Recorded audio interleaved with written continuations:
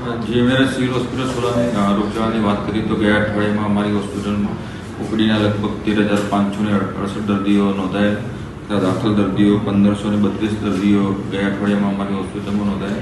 तथा जुदा जुदा रोग में डेंग्यू मलेरिया चिकनगुनिया की बात करो तो डेंग्यू में 622 दर्दी गया अठवाडिये में सेम्पल लेवामां आवेला एमां 116 दर्दी रिपोर्ट पॉजिटिव था तथा मलेरिया ने 880 दर्दी सेम्पल लेवामां आवेल एमांथी 29 दर्दीना पॉजिटिव रिपोर्ट था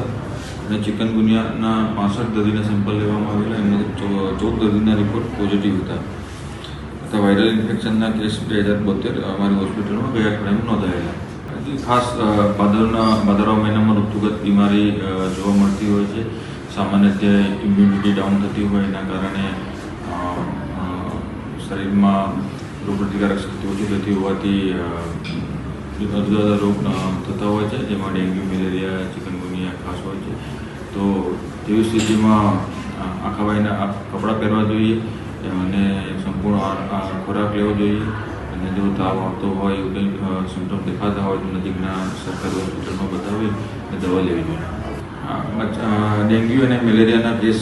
लगभग थोड़ा वध्या है अमरा होस्पिटल में गया अठवाडिये में लगभग 622 दर्दी डेंग्यू रिपोर्ट लेवामां आवेला एमांथी 116 दर्दी पॉजिटिव रिपोर्ट जोवा मळ्या तथा मलेरिया 880 दर्दी सेम्पल लेवामां आव्या एमांथी 29 दर्दी रिपोर्ट पॉजिटिव था तो डेंग्यू मलेरिया केस गया अठवाडिये में थोड़ा वधारो जोवा मळे छे। वायरल इन्फेक्शन 2072 दर्दी गया अठवाडिये में अमरी होस्पिटल में नोंधाया। बाळको में रोजनी अमरी होस्पिटल में 100 થી 200 दर्दियों ओपीडी नोंधाय छे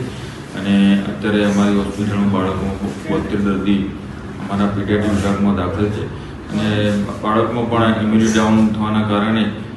તાવ શરદી ઉધરસ ના દર્દીઓ આવતા હોય છે અને અમારા ડૉક્ટરો